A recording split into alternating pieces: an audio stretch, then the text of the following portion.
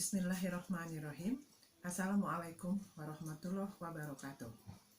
Dalam kesempatan ini, saya akan memaparkan artikel dengan judul Kesiapan Sekolah Luar Biasa atau SLBB dalam mengembangkan program keterampilan berbahasa lisan pada siswa dengan hambatan pendengaran.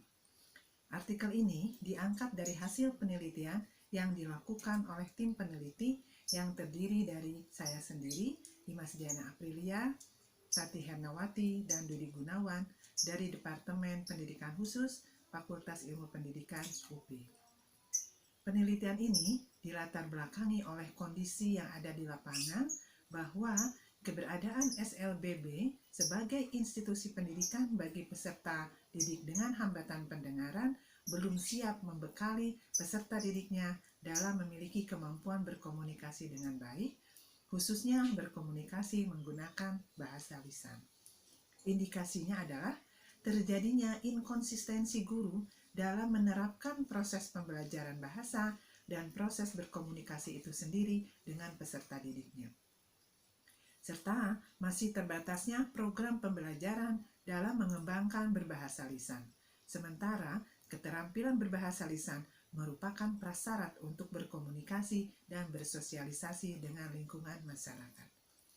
Berdasarkan kondisi tersebut, maka tujuan penelitian ini adalah ingin mendapatkan gambaran tentang kesiapan sekolah, dalam hal ini guru, dalam mengembangkan program keterampilan berbahasa lisan pada siswa dengan hambatan pendengaran. Penelitian ini menggunakan metode deskriptif kualitatif dan data diperoleh dari guru kelas 2, kelas 3, dan kelas 4, serta dari guru PKPBI yang dilakukan melalui proses wawancara, observasi, dan studi dokumentasi. Teknik analisis yang digunakan adalah melalui reduksi data, penyajian data, penarikan kesimpulan, dan verifikasi. Temuan penelitiannya adalah sesuai tujuan penelitian bahwa penelitian ini difokuskan pada kesiapan sekolah atau guru dalam mengembangkan program keterampilan bahasa lisan meliputi perencanaan, pelaksanaan, dan evaluasi. Hambatan yang dihadapi dan upaya yang dilakukan guru terkait program tersebut, dan hasilnya adalah 1. Perencanaan program berbahasa lisan tidak disusun berdasarkan hasil asesmen dan dilakukan secara insidental. 2. Program keterampilan berbahasa lisan masih dibuat secara terpisah dengan program PKPBI dan latihan komunikasi atau latihan artikulasi, tetapi tetap mengacu kepada RPP.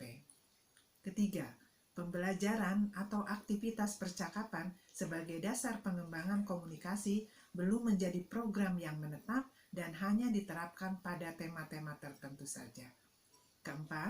Pola dan metode pembelajaran bahasa menggunakan metode global kata dan metode maternal reflektif atau MMR.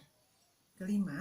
Pada materi atau topik tertentu, guru kelas sudah menerapkan strategi keterampilan berbahasa lisan, tetapi belum mengintegrasikannya dalam program kekhususan PKPBI dan program kekhususan artikulasi. 6. Pembelajaran komunikasi dilaksanakan secara klasikal dengan menekankan kepada latihan membaca ujaran dan berbicara, latihan mengucapkan kata atau kalimat sederhana, meniru kalimat dari papan tulis, menunjukkan gambar. Sementara untuk materi persepsi bunyi dan irama, ruang lingkup atau materi yang diajarkan yaitu deteksi, diskriminasi, dan identifikasi. 7. Evaluasi yang dilakukan guru sebatas kepada pembetulan fonem atau speech correction untuk kata-kata sederhana, menyuruh siswa untuk mengulang-ulang kalimat sederhana, dan sesekali menyuruh siswa menuliskan secara dikte. Sementara untuk PKPBI, evaluasi dilakukan dengan cara mengamati respon atau reaksi siswa terhadap bunyi yang diperdengarkan guru secara acak, dan guru mencatat respon siswa pada lembar pengamatan. Adapun hambatan yang dihadapi oleh sekolah adalah 1. Guru tidak terbiasa dan kesulitan untuk merancang instrumen asesmen bahasa dan melaksanakannya. 2. Pemahaman guru yang masih minim tentang penerapan berbagai metode pembelajaran bahasa, terutama metode maternal reflektif atau MMR, ditambah dengan latar belakang pendidikan yang bukan bidang kekhususan tunarungu. Yang ketiga, kurang adanya kesinambungan antara pemberian latihan keterampilan berbahasa lisan di kelas secara tematik dengan program khusus pengembangan komunikasi persepsi bunyi dan irama atau PKPBI dan program latihan artikulasi.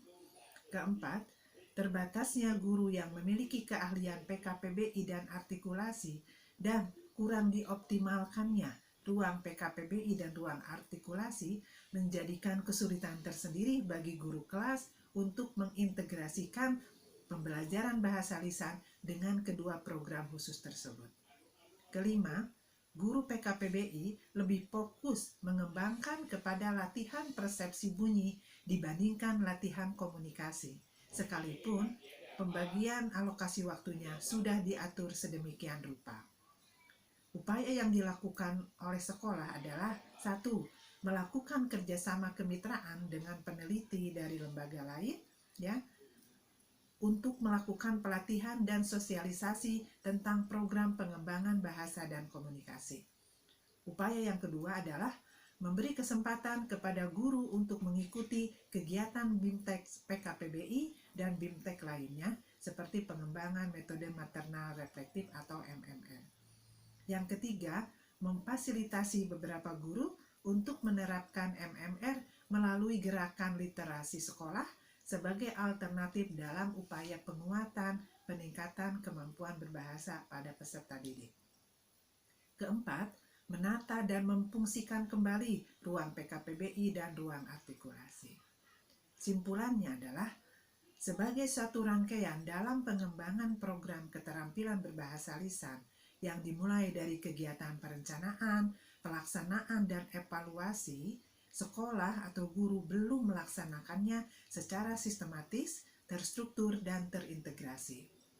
Ketidaksiapan tersebut disebabkan kurangnya pemahaman guru dalam mengembangkan program keterampilan berbahasa lisan dan kurang konsistensinya guru dalam mengimplementasikannya. Dukungan serta komitmen dari kepala sekolah untuk mengembangkan keterampilan berbahasa lisan perlu direalisasikan dengan monitoring proses pembelajaran bahasa dan aktivitas pembelajaran lainnya seperti PKPBI dan pembelajaran artikulasi sebagai satu kesatuan program yang terstruktur dan mengoptimalkan sarana prasarana pendukung seperti ruang PKPBI dan ruang artikulasi serta perangkat pendukung di dalamnya. Sekian penjelasan dari saya. Terima kasih atas perhatiannya. Wassalamualaikum warahmatullahi wabarakatuh.